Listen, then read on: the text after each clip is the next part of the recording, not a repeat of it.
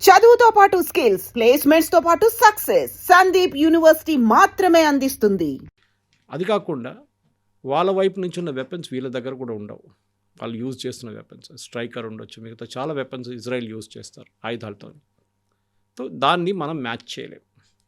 మనం కూడా ఒక ఎయిర్ ఫోర్స్ పెట్టి వాళ్ళ వ్యతిరేకంగా వెళ్ళి కొట్టడంతో అసలు ఇట్ డజంట్ మేక్ సెన్స్. ఏం చేయాలి నెక్స్ట్ ఏంటంటే ఒక గెరిల్లా యాటిట్యూడ్ తీసుకురావాలి. అంటే అన్కన్వెన్షనల్ వార్ అంటారు. మనం యుద్ధం అనగానే మన బాహుబలి సినిమాలాగా ఇక్కడ ఒక 5,000 మంది, అక్కడ ఒక 5,000 మంది, లేకపోతే ఇక్కడ 10,000 ఇక్కడ 10,000 ఎదురుగా ఫిజికల్గా నిలబడి ఉంటారు, ట్యాంకులు ఉంటుంది. ఓకే, యాజ్ యూ సెడ్ తుపాకీ పెద్ద పెద్ద గన్స్ పట్టుకొని ఆర్పీజీలు పట్టుకొని నిలబడి ఉంటుంది. ఆ సెనారియో పోయింది. అట్లాంటి యుద్ధాలు లేవు. ఫస్ట్ అది మనకి తెలిసింది యుక్రెయిన్ రష్యా వార్లో. మీకు గుర్తుంటుంది Kavitha garu, Russia war Ukraine Russia war మొదలైనప్పుడు ఫస్ట్ యుద్ధం మొదలైనప్పుడు ఫస్ట్ అండ్ సెకండ్ ఇయర్లో కలిస్తే 1,00,000 మంది చనిపోయారు. 1,00,000 మంది, ఇటువైపు 1,00,000 అటువైపు 1,00,000. సో ఏం చేశారు, వీళ్ళు ఆపేశారు అన్నమాట. సో అదొక మెయిన్ రీజన్ అక్కడే ఆపడం. ఎందుకంటే వాళ్ళకి తెలిసిపోయింది ఇక్కడి నుంచి ఇంకా ముందుకెళ్తే ఇంకేం ఉండదు, యుద్ధం ఉండదు, మనుషులు ఉండరు, ఎవరు ఉండరు. సో వీళ్ళేం చేశారు, వాళ్ళ అప్రోచ్ మార్చేశారు. అప్రోచ్ ఎట్లా మార్చారంటే టెక్నాలజీ తీసుకొచ్చారు యుద్ధాల్లో. యుక్రెయిన్ తెలిసిపోయింది వాళ్ళ దగ్గర అంత పెద్ద ఎయిర్ ఫోర్స్ లేదు, ఉంది వాళ్ళ దగ్గర, కానీ అంత పెద్ద ఎయిర్ ఫోర్స్ లేదు. కొన్ని ఎయిర్ క్రాఫ్ట్ వాళ్ళని డొనేట్ చేశారు కొంతమంది, అదొకటి ఉందన్నమాట.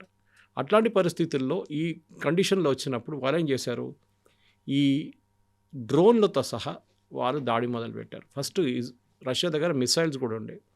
రష్యాకి ఇచ్చిన డ్రోన్స్, అదే డ్రోన్స్ ఇరాన్ వాడుతున్నారు, షహీద్ డ్రోన్స్. అంటే ఇరాన్ తయారు చేసి రష్యాకి ఇచ్చారు. ఫస్ట్ 2 years రష్యా వాళ్ళ డ్రోన్స్ వాడుకున్నారు, వాళ్ళ మిసైల్స్ వాడుకున్నారు. దాని తర్వాత రష్యన్ ప్రొడక్షన్ చాలా పడిపోయింది. రష్యా దగ్గర ప్రొడక్షన్ లేదు, ఎందుకంటే వాళ్ళ మిలిటరీ ఫ్యాక్టరీస్ అన్నీ మూతపడ్డది, వాళ్ళకి రా మెటీరియల్స్ లేదు. సో వాళ్ళు అన్కన్వెన్షనల్ వార్ ట్రై చేద్దాం అంటే యుక్రెయిన్ దానికన్నా అన్కన్వెన్షనల్గా వెళ్ళిపోయారు. మీకు గుర్తుంటుంది వాళ్ళదొక న్యూక్లియర్ కమాండ్ ఎయిర్క్రాఫ్ట్ ఈ నార్దర్న్ రష్యాలో రిమోట్ ఏరియాలో యుక్రెయిన్ వాళ్ళ ఒక డ్రోన్ అటాక్ చేశారు. అది ఎంత అన్కన్వెన్షనల్ అంటే మిలిటరీ టర్మినాలజీలో అట్లాంటి ఒక యుద్ధం జరగలేదు ఎప్పుడు, అట్లాంటి ఒక అటాక్ కూడా జరగలేదు. వీళ్ళేం చేశారంటే ఒక పెద్ద ట్రక్ తీసుకున్నారు, కంటైనర్ ట్రక్ లాంటిది. కంటైనర్ ట్రక్లో వీళ్ళు డ్రోన్స్ లోడ్ చేశారు. లోడ్ చేసి 3,000 కిలోమీటర్లు నడిపించుకుంటూ వెళ్ళారు రష్యా లోపల నుంచి. అది ఎట్లా వాళ్ళు చెక్ పోస్ట్లో ఏముందో లేదో తెలియదు, కానీ 3,000 కిలోమీటర్లు నడిపించుకొని ఈ బేస్ దగ్గర వెళ్ళిన తర్వాత రిమోట్లీ ఎవరో యుక్రెయిన్లో కూర్చొని రిమోట్లీ దీని రూఫ్ ఓపెన్ చేశారు. మనం చూస్తుంటాం చూడండి, కొన్ని సినిమాలో కనిపిస్తుంది, రూఫ్ ఓపెన్ అయింది కంటైనర్ ట్రక్ది, టాప్ రూఫ్ ఓపెన్ అయిన తర్వాత ఈ డ్రోన్స్ అన్ని బయటకు వచ్చి వెళ్ళి ఆ ఫెసిలిటీని కొట్టే 5 న్యూక్లియర్ కమాండ్ ఎయిర్క్రాఫ్ట్, చాలా కాస్ట్లీ అది ధ్వంసమైంది. ఆ వార్లో అక్కడే రష్యా కూడా ఒక లెసన్ తెలిసిపోయింది, that you don't need air force కావాలి మనకి. కానీ ఈ 25,000 డాలర్ల డ్రోన్తోని ఈసారి ఇరాన్ అమెరికా మీద దాడి చేశారు. అమెరికన్ ఎంబసీ మీద, ముందు రియాద్, ఇవాళ పొద్దున యుఏఈలో. అటువైపు ఖతార్లో ఉన్న ఒక పెద్ద $1.2 బిలియన్ ఒక రాడార్ని కొట్టారు వీళ్ళు, ఇరాన్. అది కాకుండా ఒమాన్ అటాక్ చేశారు, Saudi Arabian oil refinery Aramco attack చేశారు. ఇటువైపు ఖతార్ది గ్యాస్ ఫీల్డ్స్ అటాక్ చేశారు. నేను దీని సిగ్నిఫికెన్స్ మీకు ఎక్స్ప్లెయిన్ చేస్తాను. ముందు ఇది ఎట్లా యూజ్ చేశారు, ఎక్కడ వాళ్ళు మిసైల్స్ వాడలేదు, డ్రోన్స్ వాడారు ఇరాన్. ఎందుకంటే వాళ్ళకి తెలిసిపోయింది ఇక్కడ మిసైల్స్ వాడితే మనకి ఇంత ఇంపాక్ట్ ఉండదు, డ్రోన్ వాడితే బాగుంటుంది. స్వామ్ ఆఫ్ డ్రోన్స్ అంటారు, అంటే ఒకటేసారి 30 డ్రోన్లు పంపిస్తారు. ఈ డ్రోన్ అంటే మన పెళ్లి డ్రోన్లు కావు, ఇది కెమెరాలు యూజ్ చేసి అది కాదు. These are huge, almost like a small aircraft. Okay, fighter aircraft కన్నా కొంచెం చిన్నగా ఉంటుంది అంతే. అట్లాంటి పైలట్లెస్ డ్రోన్స్ అన్నమాట. సూసైడ్ కామకాజీ డ్రోన్స్ అంటారు, సూసైడ్ డ్రోన్స్. ఈ డ్రోన్స్ వాడి వీళ్ళు అటాక్ చేశారు. అంటే 35 డ్రోన్స్ మీరు పంపిస్తే దాంట్లో 5 ఎట్లయినా ఎస్కేప్ అవుతుంది. ఇప్పుడు లాజిక్ చాలా మటుకు ఏమర్థమవుతుందంటే, అమెరికా వైపు నుంచి సపోజ్ మీరు ఒక డ్రోన్ ఇక్కడి నుంచి పంపిస్తున్నారు, అటువైపు నుంచి ఒక ఇంటర్సెప్టర్ పంపిస్తారు ఇంటర్సెప్ట్ చేయడానికి ఈ డ్రోన్ని టార్గెట్కి వచ్చే ముందే. సో ఇది ఒక పారాబోలిక్ పాత్ర ఇట్లా వెళ్తుంది ఒక డ్రోన్, ఇటువైపు నుంచి ఒక పేట్రియట్ మిసైల్ వస్తుంది అమెరికాది. ఇది $25,000 డ్రోన్, ఇది $1 మిలియన్ పేట్రియట్ మిసైల్. అంటే ప్రతి డ్రోన్కి 1 మిలియన్ పేట్రియట్ మిసైల్ కొడుతున్నారు డాలర్ది. ఎంత కాస్ట్లీ వార్ అని చూడండి. అట్లా ఒక రోజుకి 10 కొడితే $10 మిలియన్ పోతుంది ఒకటే లొకేషన్లో. ఇదే మిసైల్ కువైట్ దగ్గర ఉంది, ఇదే మిసైల్ సౌదీ అరేబియా దగ్గర ఉంది, ఇదే మిసైల్ యుఏఈ దగ్గర ఉంది. వీళ్ళందరి దగ్గర ఇదే మిసైల్స్ ఉన్నాయి. వాళ్ళు అమెరికా దగ్గర నుంచి కొనుక్కున్నారు. అమెరికాకి మంచి బిజినెస్ ఇది. అండ్ అమెరికన్ బేసిస్లో కూడా ఇదే మిసైల్స్ ఉన్నాయి. ఇన్ఫ్యాక్ట్ ఇవాళ చదివాను నేను పొద్దున, యుఏఈ వాళ్ళు ఏమన్నా అంటే మేము ఆల్మోస్ట్ క్లోజ్ టు 1000 డ్రోన్స్ని మేము ఆపేయమంటున్నారు, విచ్ ఇస్ అస్టౌండింగ్. అంటే 1000 పేట్రియట్ మిసైల్స్ వాడారా, ఇంకే యాంటీ డ్రోన్ టెక్నాలజీ వాడారు, మీకు అర్థం కావట్లేదు నాకు. సో ఇరాన్ ఒక లెసన్ చాలా బాగా నేర్చుకున్నారు, that we have to use unconventional war, strength Israeli the air force, don't get in to a fight with them. వాళ్ళతో ఏం గొడవ పెట్టుకోకండి, వాళ్ళు పక్కన వచ్చి బాంబ్ చేసి వెళ్ళిపోతారు, ఆ డ్యామేజ్ ఉంటుంది. అమెరికా మీద దాడి చేయాలంటే రెండోది వాళ్ళ నేవల్ ప్రెజెన్స్. అది ఆ 12 డే వార్లో నేవీ ఎక్కువ యూజ్ చేయలేదు. కానీ మీకు మన పర్షియన్ గల్ఫ్ రీజన్ చూస్తే కవిత గారు, నీళ్ళు చాలా షాలో ఉంటుంది అక్కడ. షాలో అంటే ఎక్కువ డెప్త్ లేదు, ఇసుక ఉంటుంది. సో మీన్ చిన్న ఒక షిప్ తీసుకొస్తే కూడా అది ఆ ఇసుకలో వెళ్ళి ఇట్లా దూరిపోతుంది, దానికి it will get stuck there. Submarines అసలు యూసే చేయలేము. సబ్మెరీన్స్ మీరు కోస్ట్ నుంచి ఆల్మోస్ట్ ఒక 50, 100, 150 కిలోమీటర్ దూరం ఒక సబ్మెరీన్ పెట్టుకోవాల్సి వస్తుంది. అక్కడి నుంచి మీరు ఫైర్ చేయాలంటే ఒక టామాహాక్ మిసైల్ ఒక అక్యురసీ క్వశ్చన్లో వస్తుంది. So submarines వాడలేము. ఇరానియన్స్ ఏం చేశారంటే వాళ్ళు రెండు వైపుల నుంచి అమెరికన్ షిప్స్ని అటాక్ చేయడానికి ప్లాన్ చేశారు కూడా. ఒకటి ఏంటంటే పైలట్లెస్ సూయిసైడ్ బోట్స్, చిన్న బోట్స్ ఉంటుంది, దాంట్లో ఒక మోటార్ ఉంటుంది, ఒక రాడార్ సిస్టమ్ పెడతారు, దాని కోఆర్డినేట్స్ పెట్టి పంపించేస్తారు. ఒక అమెరికన్ ఎయిర్క్రాఫ్ట్ క్యారియర్ ఉంది, జెరాల్డ్ ఆర్ ఫోర్డ్ ఉంది, అబ్రహాం లింకన్ ఉంది. డ్యామేజ్ ఏం కాదు వాళ్ళకి, ఎందుకంటే మీరు యుద్ధం అనేది అర్థం చేసుకుంటే ఒక షిప్ని ఎప్పుడు ఇండివిజువల్గా ఇడవరు. ఒక అమెరికన్ ఎయిర్క్రాఫ్ట్ క్యారియర్ ఏదైనా, మన విక్రాంత్ కూడా దాని చుట్టుపక్కల 5-6 షిప్స్ ఉంటుంది చిన్నది, మదర్ షిప్ని ప్రొటెక్ట్ చేస్తారు ఎప్పుడు వాళ్ళు, దాన్ని అటాక్ చేయని ఎవరికి ఇయర్. సో ఈ సూయిసైడ్ బోట్స్ వెళ్ళి కొట్టింది ఈ అమెరికన్ షిప్స్ని, కొన్ని షిప్స్ని కొట్టారు. మీకు గుర్తుంటుంది యుఎస్ఎస్ కోల్ అని చెప్పి, I think it was in the 80s or 90s, don't remember maybe in 2000.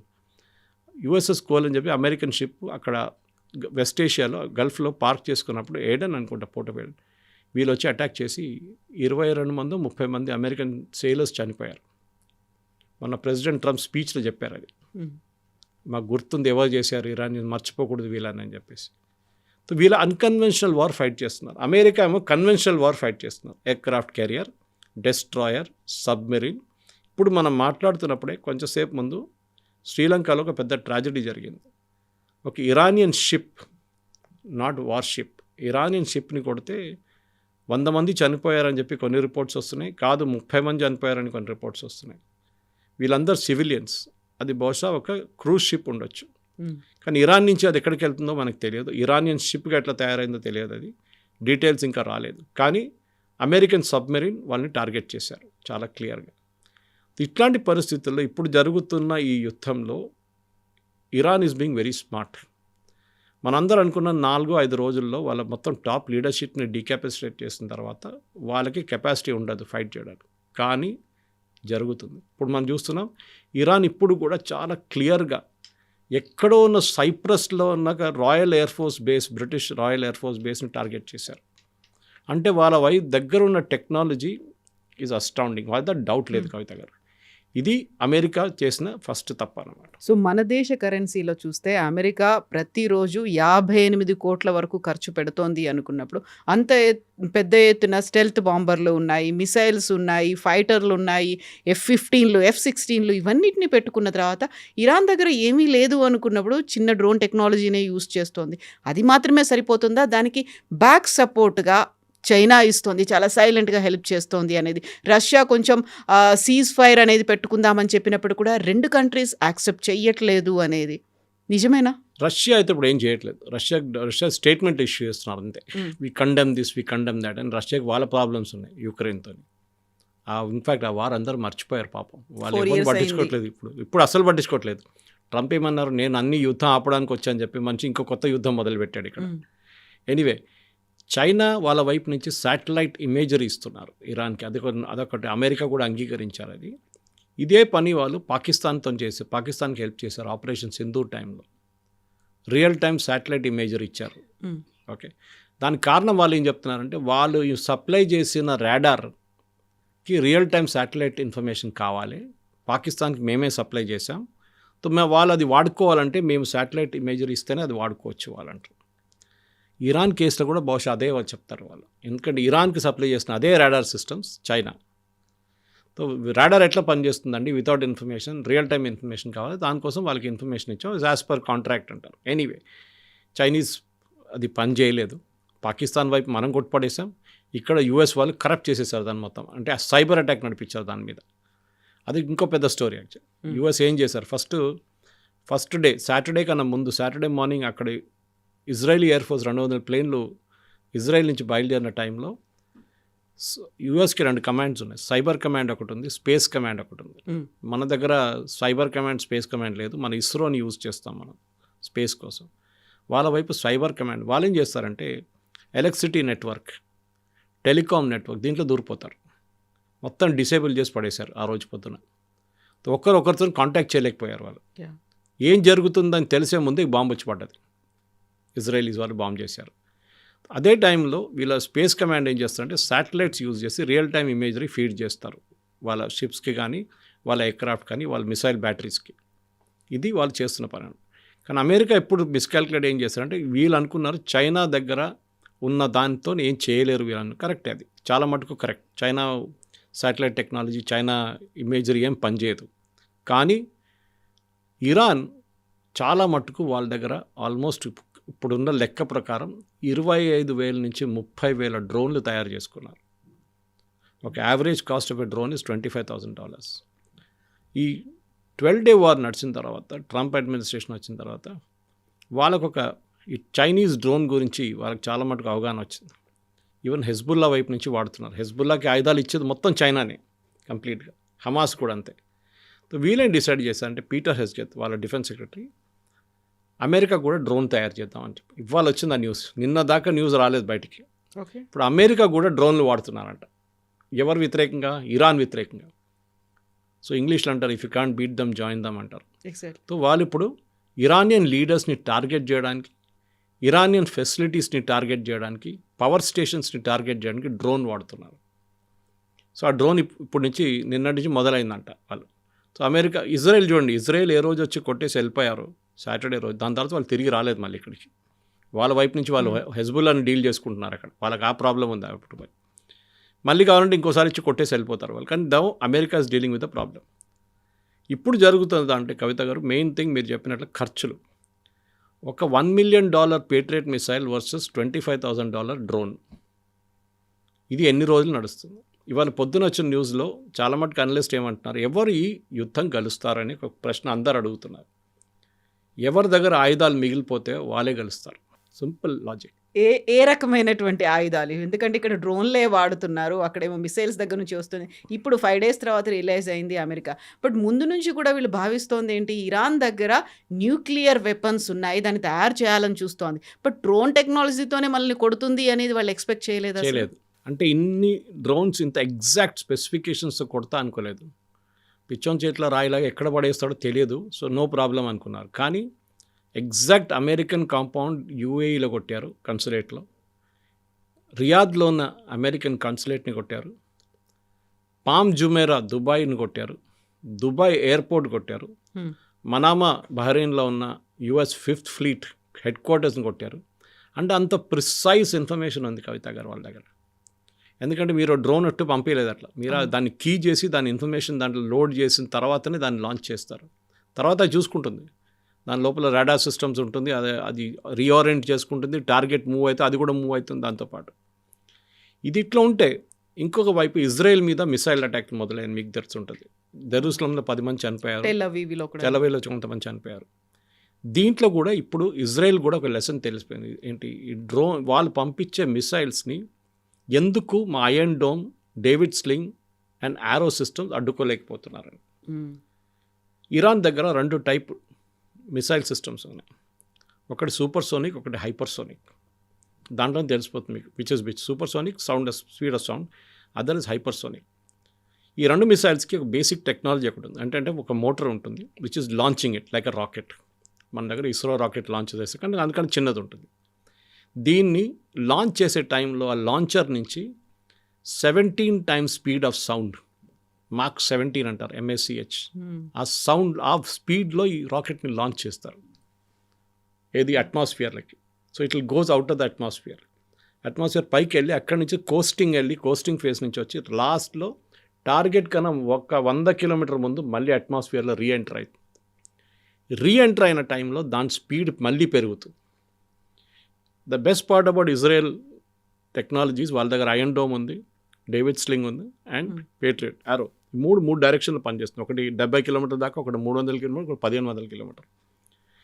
కానీ ఈ ఇరానియన్ మిసైల్స్ ఏం చేశారంటే వాళ్ళు చాలా మంచి, వాళ్ళ సైంటిస్ట్ని మెచ్చుకోవాలి. వాళ్ళు ఏం చేస్తారు, ఒక నాజిల్ పెట్టారు ముందు. ఆ నాజిల్ ఏం చేస్తుందంటే అది మూవ్ అవుతూనే ఉంటుంది. సో ఈ మిసైల్ కూడా మూవ్ అవుతూనే ఉంటుంది. It doesn't take a parabolic path. Same అదే డైరెక్షన్లో వెళ్ళకుండా. ఇప్పుడు మీరు పేట్రియట్ ఫైల్ చేస్తే అది ఒకటే యూని డైరెక్షన్లో వెళ్తుంది. Yeah. ఇదేమో ఇక్కడ దాకా వచ్చి మళ్ళీ ఇక్కడికి వెళ్ళిపోతుంది, మళ్ళీ ఇక్కడికి వస్తుంది. It takes a zigzag path.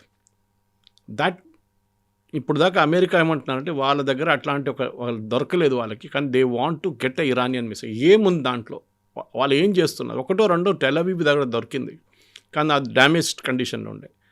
కానీ ఎవరు తయారు చేశారు, కానీ వాళ్ళకి ఎవరు హెల్ప్ చేశారు? చైనా హెల్ప్ చేశారా? దీనికన్నా ముందు రష్యా వాళ్ళు బాగున్న టైంలో వాళ్ళు హెల్ప్ చేశారా? ఎవరో ఆర్ నార్త్ కొరియా? నా అంచనా ప్రకారం it is north Korea which gave them the technology. Okay, చాలా క్లియర్ దాంట్లో. నార్త్ కొరియాకి ఏమో ఇచ్చారు వీళ్ళు, యురేనియం ఇచ్చి ఉంటారు, ఏదో ఇచ్చారు నార్త్ కొరియా దాని బదులు వాళ్ళకి. ఎందుకంటే పాకిస్తాన్ కూడా అదే చేశారు కదా. పాకిస్తాన్ కిమ్ జాంగ్ ఉన్ వాళ్ళ నాన్నగారు ఉన్న టైంలో ఆయనకి they gave him the rocket technology. Uranium ఇచ్చారు వాళ్ళు న్యూక్లియర్ ఫెసిలిటీ పెట్టుకోవడానికి. దాని తర్వాత న్యూక్లియర్ వెపన్స్ ఫెసిలిటీకి వచ్చారు ఏక్యూ ఖాన్ ఉన్న టైంలో Pakistan. In return north Korea వీళ్ళకి మిసైల్ టెక్నాలజీ ఇచ్చారు. వీళ్ళ దగ్గర ఉన్న మిసైల్స్ మీరు చూసుంటారు, షహీన్, బాబర్, ఇదాన్ని. అదే టైంలో ఇరాన్ దగ్గర ఉన్న మిసైల్స్ ఫతా-1, ఫతా-2 ఈజ్ వన్ హైపర్సోనిక్, ఒకటి సూపర్సోనిక్. ఈ మిసైల్స్తోనే వాళ్ళు ఇజ్రాయెల్ని కొడుతున్నారు. సో దానికోసం కూడా ఇచ్చిందంటున్నారు. టర్కీ దగ్గర నుంచి కూడా వచ్చాయా ఇరాన్కి? ఎస్, టర్కీకి కూడా వచ్చి ఉంటుంది, కానీ టర్కీకి ఇరాన్కి ఎప్పుడు పడదు. Because of religion factor, Shias and Sunny's. So అది టర్కీ డౌట్ఫుల్ ఉంది. పాకిస్తాన్ వైపు నుంచి కూడా కొనలేదు వీరు, ఎందుకంటే అక్కడ కూడా షియా సున్నీ ప్రాబ్లం ఉంది. టర్కీ కన్నా నాకు ఎక్కువ డౌట్ ఉన్నది, టర్కీ ఇప్పుడే మొదలుపెట్టారు ప్రొడక్షన్ ఒక 5 సంవత్సరాల ముందు. బట్ ఇరాన్ వాళ్ళ దగ్గర 20 సంవత్సరాలు 15 సంవత్సరాల నుంచి టెక్నాలజీ ఉంది, డెవలప్ చేసుకుంటూ వస్తున్నారు, దాన్ని రీఫైన్ చేసుకుంటూ వస్తున్నారు. నా అంచనా ప్రకారం ఇట్ ఈస్ నార్త్ కొరియా. ఇప్పుడు ఖమేనీని కొట్టడానికి ఆయన దగ్గర ఉన్నటువంటి ప్రతి దాన్ని ట్రాక్ చేశారు, ఇంక్లూడింగ్ ట్రాఫిక్ సిగ్నల్ దగ్గర నుంచి అన్నీ హ్యాక్ చేసి పెట్టుకున్న తర్వాత వీళ్ళ దగ్గర డ్రోన్ టెక్నాలజీ ఉన్నదనేది అండర్ ఎస్టిమేట్ చేశారా? అసలు దాన్ని కన్సిడర్ చేయలేదా? వాళ్ళ దగ్గర ఏమీ లేదు, ఈజీగా లొంగిపోతుంది అనేటువంటి భావనలోనే ఉండిపోయారు. అక్కడ ఫెయిల్యూర్ అనేది కనిపిస్తోంది. డెఫినెట్గా ఫెయిల్యూర్ ఉంది, ఎందుకంటే ఇవాళ అదే అమెరికన్ డిఫెన్స్ అనలిస్ట్ అదే అంటున్నారు, ఈవెన్ యుఎస్ కాంగ్రెస్లో ఉన్న కొంతమంది అంటున్నారు, వీ అండర్ ఎస్టిమేటెడ్ ఇరాన్. ఒకటి వాళ్ళు ఏమనుకున్నారంటే టాప్ లీడర్షిప్ని కొట్టేస్తే ఎవరు కమాండ్ చేయడానికి ఎవరు ఉండరు వీళ్ళ దగ్గర. కాదు, వీళ్ళ సెనారియో క్రియేట్ చేసుకున్నారంట ముందే. దానికోసం చూడండి, ఆయన రాసి పెట్టి వెళ్ళారు, నేను లేనప్పుడు ఎవరిని ఎట్లా ఎలక్ట్ చేయాలని చెప్పి ఒక ప్రొసీజర్ రాసి పెట్టి వెళ్ళారు ఖమేనీ. ఆ తర్వాత ఇప్పుడు వాళ్ళ అబ్బాయినే ఎలక్ట్ చేశారు. ఆయన ఎన్ని రోజులు ఉంటారో తెలియదు, ఇజ్రాయెల్ తీసేస్తారు ఒకసారి. అది Mustafa Khamenei. So Mustafa is that, but doubtful, ఆయన ఎక్కువ రోజు ఉండడు, ఇజ్రాయెల్ చూసుకుంటారు అది. బట్ పాయింట్ అది కాదు, ఎక్కడో వాళ్ళ దగ్గర చాలా మంచి డిసిప్లిన్ కమాండ్ పనిచేస్తుంది. మీకు ఎట్లా తెలుసు, ఈ $1.2 బిలియన్ ఒక రాడార్ డ్రోన్ ఖతార్ ఎయిర్వేస్లో కూర్చొని ఉంది. దానితోని వాళ్ళు 5,000 కిలోమీటర్ దాకా ఉన్న మిసైల్స్ని ట్రాక్ చేయొచ్చు. అది ఇప్పుడు డెస్ట్రాయ్ చేశారు వీళ్ళు. $1.2 బిలియన్. ఎట్లా తెలుసు అక్కడ ఉందనేది? So satellite imagery is one very important thing. China definite, yes. దాని తర్వాత దానికి కావాల్సిన టెక్నాలజీ ఎక్కడ, ఈ ఎయిర్ ఫోర్స్ బేస్కి వెళ్ళేటప్పుడు వాళ్ళు it's highly protected. American air force base చాలా పెద్ద ఎయిర్ ఫోర్స్ బేస్, 8,000 మంది ఉంటారు దాంట్లో. వాళ్ళకి ఎట్లా వచ్చింది ఆ ఇన్ఫర్మేషన్? ఇది పెద్ద ఒక ప్రశ్న కవిత గారు, ఎందుకంటే ఆ ఇన్ఫర్మేషన్ ఒకటి, దెన్ ఆ ప్రిసైజ్ స్ట్రైక్ కొట్టిన దానికి మెచ్చుకోవాలి వాళ్ళు. అక్కడిక్కడ వెళ్ళి పడలేదు, కరెక్ట్గా కొట్టారు. నేను చెప్పాను చూడండి, అమెరికన్ ఎంబసీ కరెక్ట్గా టార్గెట్ చేశారు వాళ్ళు. దుబాయ్ ఎయిర్పోర్ట్ కరెక్ట్గా టార్గెట్ చేశారు. ఈవెన్ సౌదీ అరేబియాలో ఉన్న టార్గెట్స్, అరామ్కోని టార్గెట్ చేయడం అంత ఈజీ కాదు. Even it's heavily protected refinery, దాన్ని కూడా కొట్టారు వాళ్ళు. బహుశా ఎక్కువ రోజు ఉండలేరు, అదే ఒకటి ఉంటుంది. నేను చెప్పాను చూడండి, ఎవరి దగ్గర ఎక్కువ రోజు ఆయుధాలు ఉంటుందని. అది అమెరికా దగ్గర ఎప్పుడైనా కన్సిస్టెంట్ ఫ్లో ఉంటుంది, వాళ్ళ కాంట్రాక్టర్స్ చూసుకుంటారు, వాళ్ళు తయారు చేసి ఇస్తారు, వాళ్ళ ఫ్యాక్టరీస్ ఓవర్ టైం పనిచేస్తారు, ఏదైనా జరగచ్చు. కానీ ఇరాన్ ఏం చూపించారంటే మేము వెళ్తూ మిమ్మల్ని కూడా తీసుకెళ్ళిపోతాం అని చెప్పి వాళ్ళు చేస్తున్న దాంట్లో బహుశా ఒక గ్రౌండ్ ఫోర్స్ ఆపరేషన్ జరుగుతూనే ఇరాన్లో ఒక మార్పు రావచ్చు. దానికి నిన్న రాత్రి నుంచి CIA, Central Intelligence Agency, Kurdish Workers Party, Kurdistan Workers Party అని చెప్పి ఇరాన్లో ఇరాక్ బార్డర్లో కర్డిస్తాన్ గ్రూప్స్ ఉన్నారు. వాళ్ళు ఒక రెబెల్ గ్రూప్, వాళ్ళు ఎప్పటి నుంచో ఉన్నారు. వాళ్ళు అప్పుడప్పుడు దాడి చేస్తుంటారు. ముందు ఇరాక్ మీద చేస్తుంటే ఇరాన్ మీద చేస్తుంటే అక్కడ సిరియా వైపు కూడా ఉన్నారు వాళ్ళు. అక్కడ వాళ్ళకి ప్రాబ్లం టర్కీతో ఉంది. వాళ్ళకి నిన్న ఒక 4 రోజుల నుంచి they are giving them training, ఆయుధాలు ఇస్తున్నారంట. అంటే వాళ్ళేమంటున్నారు, మీరు ఇరాన్లో దూరి ఇరాన్లో ఉన్న అసెట్స్ మీద కొట్టండి, మేజర్ అసెట్స్ మీద. పవర్ ప్లాంట్ ఉండొచ్చు, రోడ్ ఇన్ఫ్రాస్ట్రక్చర్ ఉండొచ్చు, బ్రిడ్జెస్ ఉండొచ్చు, ఆర్మీ ఇన్స్టలేషన్స్ ఉండొచ్చు, రెవల్యూషనరీ గార్డ్స్ ఉండొచ్చు, వీళ్ళందరినీ మీరు కొట్టండి అంటారు.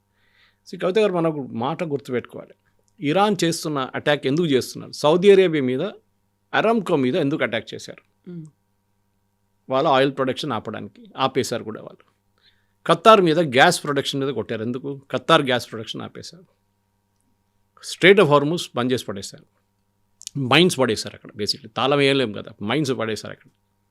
దుబాయ్ ఎయిర్పోర్ట్ మీద దాడి చేశారు. ఎందుకంటే వాళ్ళు రాయిల్ లేదు, ఎయిర్పోర్ట్ టూరిజం వాళ్ళది. నిన్న చూసుంటాం మన దుబాయ్ మాల్లో క్రౌన్ ప్రిన్స్ అందరూ తిరుగుతున్నారు. ఎందుకంటే they give a confidence that everything is okay అనమాట. అర్థం చేసుకోవాలంటే జియో పాలిటిక్స్లో ఒక చాలా పెద్ద ఎక్స్ప్లెనేషన్ దీనికి ఉంది.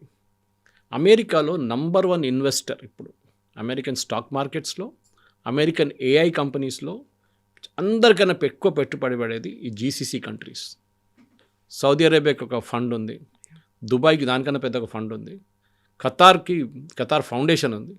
వీళ్ళందరూ ట్రిలియన్స్, బిలియన్స్ కూడా కాదు, ట్రిలియన్స్ ఇన్వెస్ట్ చేస్తారు అమెరికన్ స్టాక్ మార్కెట్లో, అమెరికన్ AI కంపెనీస్లో. దానికోసం మొన్న కొట్టిన ఒక డ్రోన్ వచ్చి కొట్టింది ఎక్కడ చూడండి, దుబాయ్లో అమెజాన్ వెబ్ సర్వీసెస్లో వాళ్ళ AWS ఒక సెంటర్ మీద కొట్టారు. ఎందుకంటే వాళ్ళకి తెలుసు దట్ ఆ ఇన్వెస్ట్మెంట్ దుబాయ్ వాళ్ళ రూలింగ్ ఫ్యామిలీ దాని మీద పెట్టుబడి పెట్టారు. కావాలని చెప్పి అమెరికాలో ఒక ఫైనాన్షియల్ ఒక క్రైసిస్ రావాలని చెప్పి వీళ్ళు ఇక్కడి నుంచి డబ్బులు ఎక్కడ పెట్టకూడదని చెప్పి వీళ్ళ డబ్బులు వచ్చేది ఆయిల్ నుంచి, గ్యాస్ నుంచి, టూరిజం నుంచి, అది మీరు తగ్గించండి. అది కంప్లీట్గా ఫినిష్ చేసేస్తే వీళ్ళు అమెరికాలో పెట్టుబడి పెట్టలేరు. That is another thought process. కానీ అది కూడా ఎక్కువ రోజులు పనిచేయవు. ఎందుకంటే సేమ్ ప్రాసెస్. రేపు అన్ని గల్ఫ్ కంట్రీస్ కోపం వచ్చిందనుకోండి, అందరు కలిసి ఏం డిసైడ్ చేస్తారు, మనం అందరు కలిసి అటాక్ చేద్దాం ఇరాన్ అని. ఒకవైపు నుంచి అమెరికా కొడుతున్నారు, ఒకవైపు నుంచి ఇజ్రాయెల్ కొడుతున్నారు, మనం కూడా వెళ్ళి కొడదాం బాంబే. అది బహుశా జరగవచ్చు, కానీ ఇప్పుడు జరగట్లేదు. ఎందుకంటే ఎండ్ ఆఫ్ ద డే ఒక ఇస్లామిక్ కంట్రీ ఇంకో ఇస్లామిక్ కంట్రీ మీద యూజువలీ దాడి చేయరు. అది ఒక్కటే కాన్ఫిడెన్స్ ఉంది ఇరాన్కి. బట్ ఇరాన్ చేస్తోంది కదా ఆ పని, ప్రొవోక్ చేస్తున్నారు. మీరు అర్థం చేసుకోండి, వాళ్ళ సైకాలజీ అర్థం చేసుకోండి. మీరు చాలా సైలెంట్గా కూర్చుంటారు, మిమ్మల్ని వచ్చి నేను తిడతాను, 2 సార్లు తిడతాను, 3 సార్లు మీరు క్వైట్గా ఉంటారు. కొంచెంసేపు తర్వాత నేను ఒక రాయి చేసి కొడతాను, అప్పుడు మీకు కోపం వస్తుంది. అప్పుడు మీరేం చేస్తారు, మీరు పక్కన ఉన్న 10 మందిని తీసుకొచ్చి నన్ను కొడతారు. ఇది జరుగుతుంది ఇరాన్లో. They are trying to provoke. రండి మమ్మల్ని అటాక్ చేయండి.